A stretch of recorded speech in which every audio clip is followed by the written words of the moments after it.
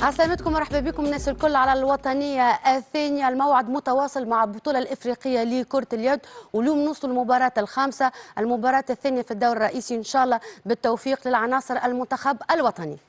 مرحبا ثريا، تحية لكل مشاهدي الوطنية الثانية اللي أحباء المنتخب الوطني التونسي. سعداء اليوم باش يرافقونا في التحليل الفني النخبة من الإطارات الفنية التونسية. اللي سعيد مرحبا. مرحبا بك ذاكر، ومرحبا بثريا، ومرحبا بالاخوان الفنيين. ان شاء الله كالعاده نقدموا الاضافه، وتحيه للساده المشاهدين الكل. كوتش كمال هديد، مرحبا بك. مرحبا بكم، مرحبا بكافه المشاهدين، وان شاء الله تكون اليوم مربوحه المنتخب التونسي ان شاء الله. منير حسن، تحيه ليك، مرحبا، يشرفنا برشا ان تكونوا معنا في التحليل الفني لمباراه اليوم. وبكم مرحبا بالجميع، يعطيكم الصحه على الاستضافه. تحيه كبيره للساده المشاهدين، ان شاء الله نقدموا الاضافه في الاستديو هذا. مرحبا بكم ايضا، مرحبا كوتش حمدي السعيدي، مرحبا. مرحبا بك ثريا، مرحبا بك ذاكر، مرحبا بكافه مشاهدين الوطنيه اثنين، مرحبا بالاخوين المحللين، وان شاء الله اليوم يتعدى ماتش باهي، وان شاء الله نربحوا ونتعداو للنهائي ان شاء الله. لميا الذوادي مباشره، مرحبا بك يا لميا.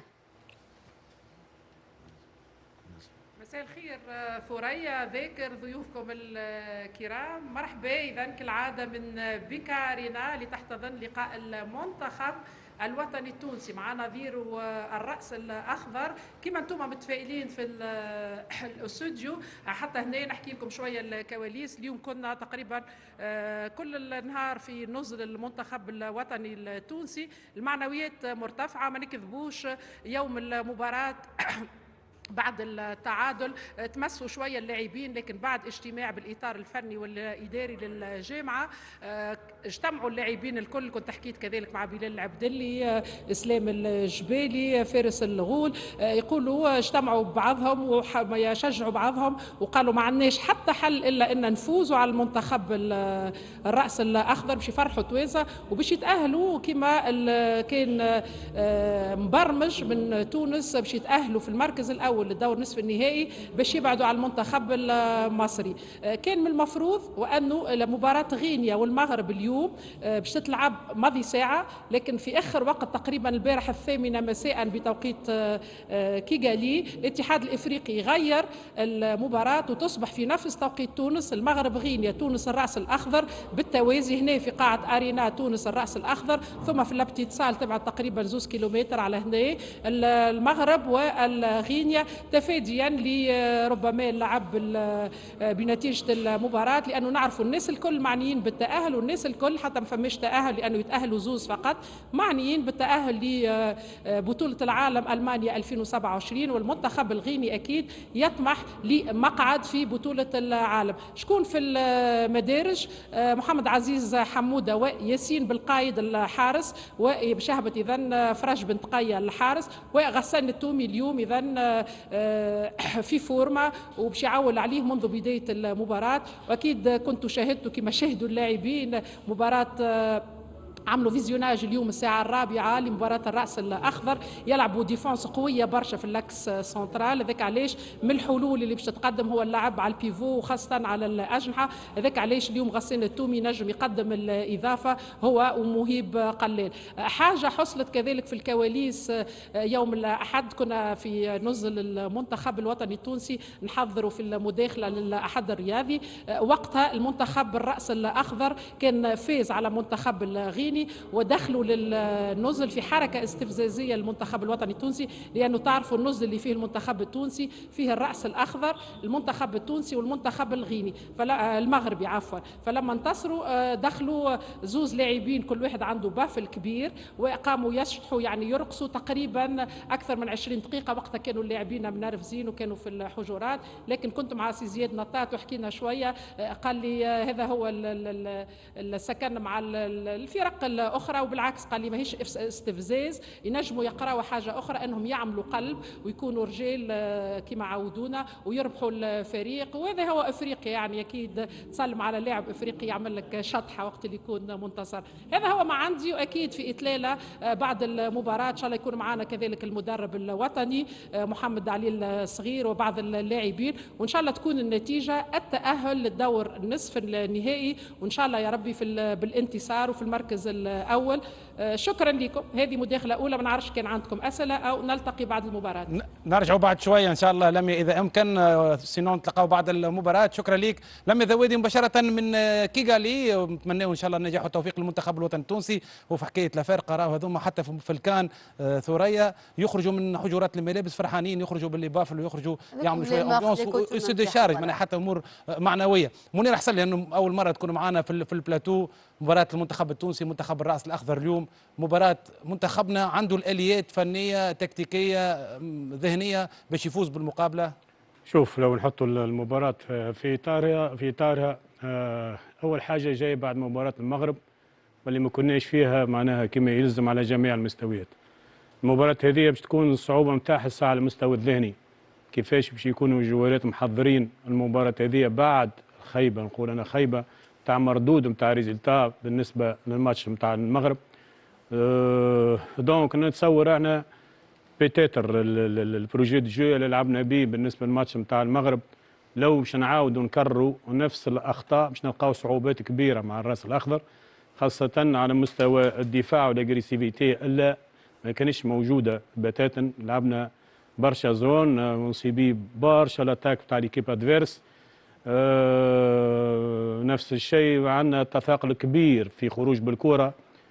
في اليوم نلقاو الافراد يلعب في اللاكس سنترال وهو ديجا معناها يطلع في الليل ويلقى صعوبه معناها في التوقيت واحد. كيف على مستوى التغيير على مستوى اللاكس سنترال 4-5 مرات تبدل اللاكس سنترال ما تلقاش الاستابيليتي نتاعك كل شيء. ما طلعناش كوره اللي يجي مع لي زيلي ما صارش.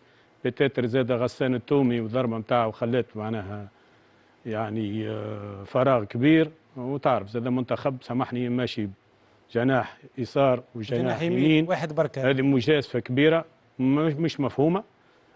تعرف حتى في البطولات نرجعوا شويه لبطوله اوروبا ولا بطوله اسيا ولا غيره، الاجنحه بالكونتر اتاك من الاتاك بلاسي ماركيو 7-8 بونت والجهه اليمين جهه يسار، يعني لانتيير تقريبا تاع البونتوات عندهم هم مع الجي ترانزيسيون. هذا ما صارش على مستوى المنتخب. انا فما مشكله في الكاستينغ فما حاجه نتاع ثقه زاده بعد المباراه نتاع الكاميرون. كي تسمع انت تصريحات نتاع الستاف تكنيك واللاعبين بعد الشوط الاول يعني من مباراه الكاميرون يقول لك انا نفكروا مباراه غينا. يعني هنا خلل كبير. لو وصلنا اليوم نخموا في غينا في شوط بعد شوط، يعني فما عدم ثقه. المجموعه هذه تحسها ماشيه ما عندها ثقه 100% اللي تنجم توصل لبعيد. الكلام موجود اما على ارض الواقع مش موجود. نفس الشيء نسمع زاد تصريحات مباراه حياه او موت مش عارف شنو، وهذا يعني يقلق برشا.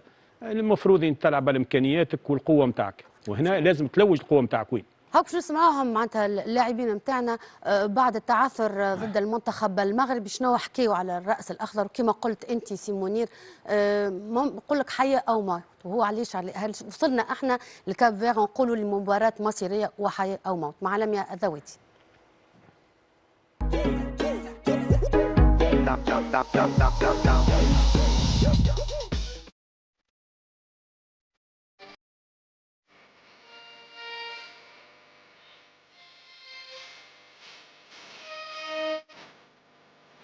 On a parlé entre nous, après il y a beaucoup de choses dont on est conscient.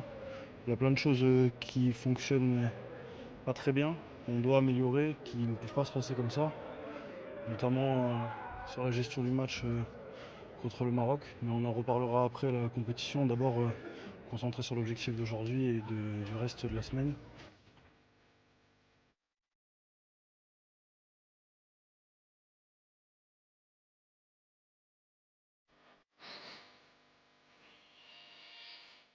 ماتش بالنسبة لنا احنا مهم.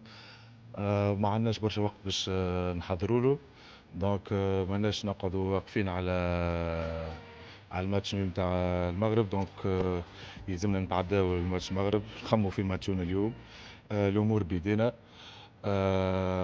مازال ما تلعب شيء. دونك كل شيء بيدينا احنا، وكل شيء الكرة تو عند جوارات.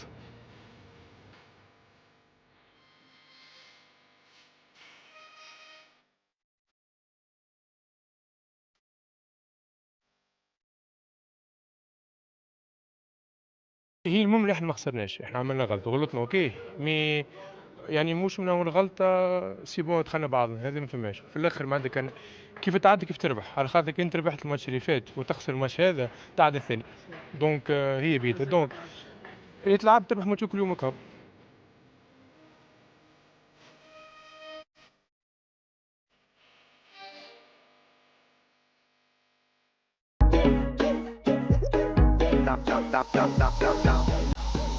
كوتش كمال، القراءات الفنية كيف الناس كلها تصب في نفس المعطيات، ما عملناش دور باهي.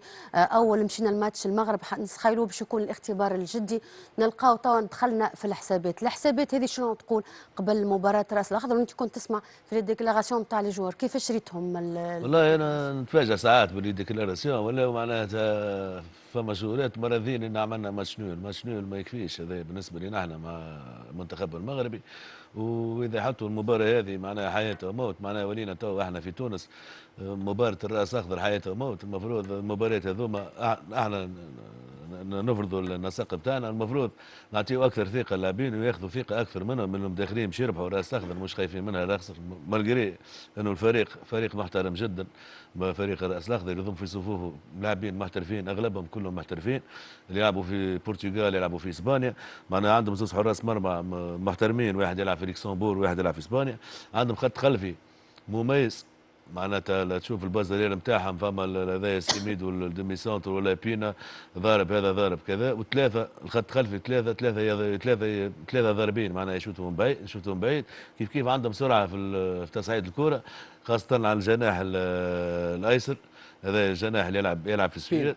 دونك فريق محترم، لكن احنا احنا المنتخب التونسي لازم نفرضوا الالوان نتاعنا، ولازم نلعبوا على العلامه نتاعنا. خاطر بصراحه اللي شفناه المباراه اللي فاتت مع كونتر المغرب حتى من بعض اللاعبين تحس ما فماش جرينتا، تحسش فما قلب، فما ناس تحب تعطي، حتى كسوة من الملاعبيه، كسوة من البنك، كسوة من الواحد. معناها الكومبورتمون جينيرال تشوفوا في ماتش المغرب عباره معناها ناس مش قاعدين يعطيو في 100%. لازم يفيقوا المباراه هذه، ولازم يلعبوا على العلم نتاعنا، لازم يلعبوا على العلم، لازم يلعبوا على اسم تونس. خاطر اسم تونس هو اسم تونس، وسمعة تونس في كرة اليد اهم حاجه بالنسبه لنا احنا. لازم اللاعبين يعطيو اكثر ما عندهم، وان شاء الله معناتها يستفيقوا اليوم، وان شاء الله يعملوا رياكسيون. هذا ايش نحبوا احنا. المباريات المنتخب التونسي اللي لعبناهم الى حد الان 4 مباريات، 3 في الدور الاول والدور الرئيسي مباراه ضد المنتخب المغربي. قراءه فنيه بالاحصائيات مع معتز الهلالي وعبد اللطيف معتوك.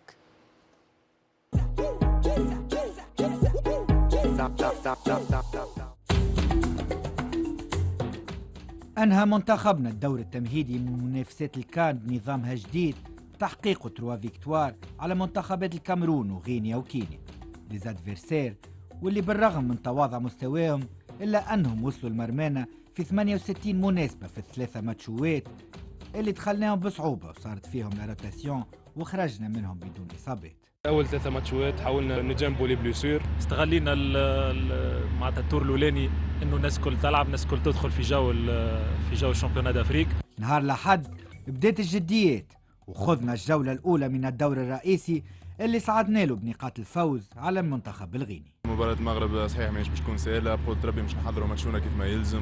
ديربي مغاربي دخلنا له متحمسين، وهذا رغم تبعثر أوراق الناخب الوطني قبل 20 دقيقة من الكو دونفوا. والمعطى الأخير تقول لنا عليه توا لميا ذويدي مباشرة من كيغالي شيكون غياب غسان التومي لطارئ صحي. قصي ورضا فراد كفويليه ومدافع محوري، وبعلي مصطفى في التنسيق. كانت لونتام صعيبة شوي، ولم ننجح في أخذ الفارق إلا في الدقيقة 17، ثم 2 أهداف فارق في الدقيقة 22، بل ما ينتهي الشوط بفارق 6 أهداف بفضل اندفاع العبدلي وتصديات مهدي الحرباوي. فارق 6 أهداف اللي من المفروض يخلي الضغط ينقص على ملاعبيتنا استغلوه المغاربة المهدين بالانسحاب. الشوط الثاني شهد تراجع كبير في صفوفنا، برشا رتاج على الزون حتى في ظل الزيادة العددية، ومع تغير دفاع المنافس ارتكبنا أكثر من 6 أخطاء فنية في الهجوم، وتسرعنا ياسر واعطينا برشا كور. أخطاء فنية وكادوات خلاو المنافس يقلص الفارق بالهجومات السريعة، وباستغلال المساحات في دفاعنا عدل النتيجة مع الهجمة الأخيرة. تعادل يبقي على حظوظ المغرب، أما بالنسبة لمنتخبنا هو بمثابة الرجة اللي يلزمها تخلي ستافنا وعناصرنا الوطنية يفيقوا ويتداركوا ويقاتلوا لآخر رمق من المسابقة هذه. والفوز اليوم على الكافير صار مفروض منه، لكن نحبوه بالمانيير وبالقتال فوق الميدان. رغم التعادل مازلنا ايجابيين ومازلنا ندخل لبعيد. الحقيقه في الشوط الاول خذينا كما قلت انت الفارق 6 أهداف، ومن بعد تسارعنا شويه في الشوط الثاني وقبلنا كرات ما حقناش قبلناها في الدفاع. على كل حال احنا نتحمل مسؤوليتنا كلاعبين وكفريق كامل.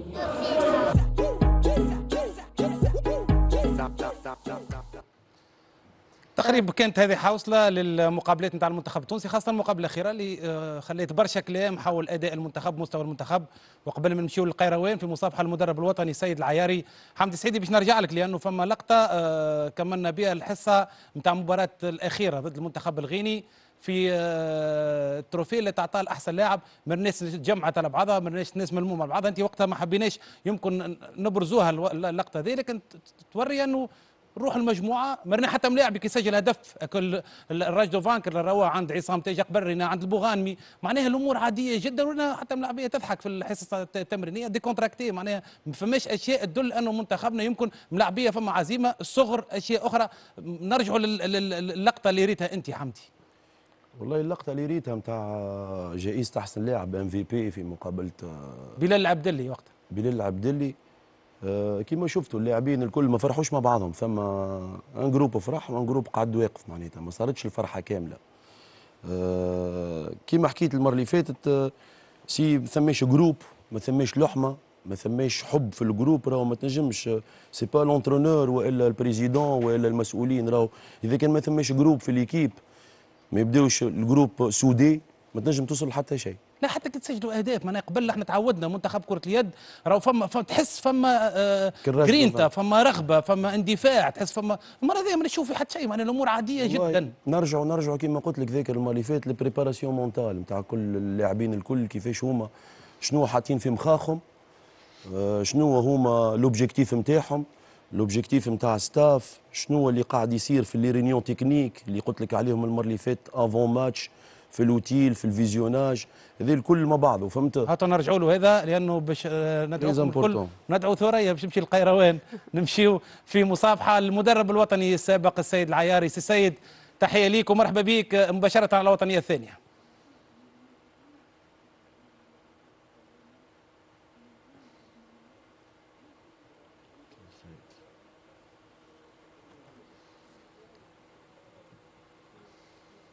مرحبا بكل المشاهدين ومرحبا بالحضور. والله سمعت الزملاء الكل تكلموا على المقابلة ضد المغرب. أنا نقول مقابلة ضد المغرب ما شفتش مستوى المنتخب نزل بالطريقة اللي شفتها في مباراتنا ضد المغرب، وهذا يرجع لعدة أسباب. فما عدة لاعبين ما لعبوش مع بعضهم. كي نشوف المجموعة ونلقى 10 لاعبين يلعبوا في خارج تونس، اكيد ما فماش حضور مكثف للتمارين مع بعضهم، وما فماش مقابلات وديه اللي في مستوى معين، مش مقابلات اللي في المتناول ضد منتخبات عربيه او افريقيه ولا غيره. نظرا اللي المدرب ما يعرف النقائص والفريق ما ينجم يكون فما لحمه الا في المقابلات اللي فيها نقول انا اوبوزيسيون تاع ادفرسير يكون في مستوى عالي. انا نقول ان شاء الله المقابله تتنسى، وخاصه اللاعبين هما اللي باش حسوا واكيد بلخهم على غضب شويه الجمهور وغيره. ونعرفوا التونسي بعد ما يغلط وبعد ما ممكن يستسهل الامور نشوفوه بعد يحب يرجع الاعتبار للمجموعه ولكره اليد التونسيه. سي سيد، اكيد بالنسبه للمنتخب الوطني التونسي مباراه اليوم كيفاش يمكن افضل الحلول باش نبداو المقابله ونفوزوا بلقاء امام الراس الاخضر اللي هي كانت من المنتخبات اللي يمكن يتمناو يلعبوا مقابلات وديه قدامنا، مش باش ينافسونا والا يترشحوا قدامنا للدور النصف النهائي.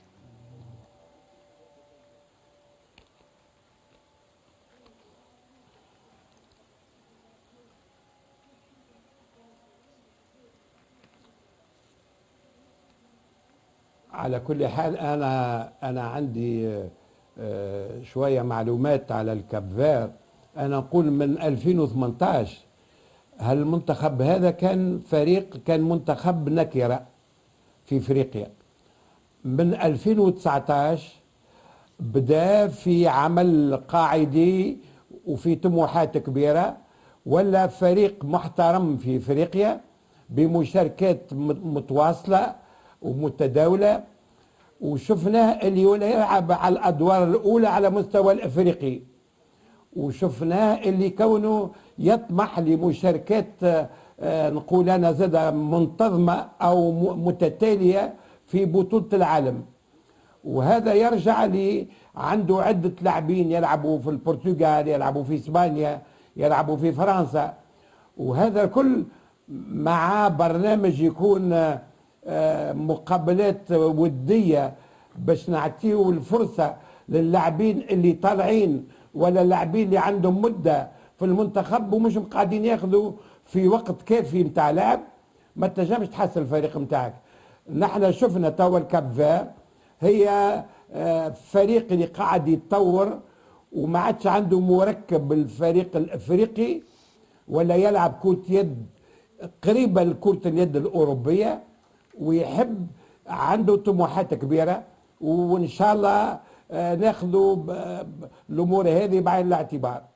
يعطيك الصحة سي سيد، شكرا ليك، واكيد افادة نتاعك ان شاء الله بعد المباراة نتواصلوا معاك لانه مهم جدا، واحد من اساطير كرة اليد التونسية في المستوى الفني، في المستوى المدربين، في المشاركات الطويلة على المستوى الافريقي والمستوى العالمي. اونفونشيني باش نكملوا معاكم من خلال مقابلة اليوم الياس، مقابلة اليوم ضد الراس الاخضر. المطلوب يمكن اكثر عزيمه، اكثر جرينتا، اكثر اندفاع، انديبوندامون يمكن من الامور الفنيه والامور التكتيكيه وغيره، لانه هذه تولي ثانويه في مقابله كما اليوم. ترشحنا تاهلنا، وخاصه تعرف كاس العالم مهمه جدا بالنسبه لنا. نزيد نربط بكلام سي سيد ونحييه بالمناسبه هذيا. من 2016 كما قال سي سيد، لكن نرجعنا شويه لل 2015 2016 ملاعبيه الكاب فيردي بداوا ينتقلوا للبطولات الاوروبيه في اسبانيا في كانوا فرنسا. يطلبوا منا مقابلات وديه ما نجموا نلعبوا لهمش، وهذاش نحكي لك، المستوى كان بعيد برشا على بعضه. لعبنا معهم 3 مقابلات سابقه انتصرنا في 3. يعني الفرق كبير بين تاريخ تونس وتاريخ المنتخب بالتذكير كاب اول كان بالنسبه لكاب فير هي في 2020 وبعد 2022 يعني تطور الاداء، وبعد في المرتبه الثانيه، 2024 في المرتبه الرابعه. دونك تاريخيا وتاريخ المنتخب التونسي فرق بعيد. اذا باش نحكي ونرجع لسؤال خويا ذاكر شنو المطلوب قبل كل شيء، نحكيو زوج موازين القوى في الوقت الحاضر نفسانيين هما عندهم الافونتاج علينا على المستوى الذهني. التركيبه الدفاعيه نتاع المنتخب الكاب فيردي على المستوى الاكس سنترال. ليش نقص عليك باش نمشيو للمباراه مع بشير خلف الله.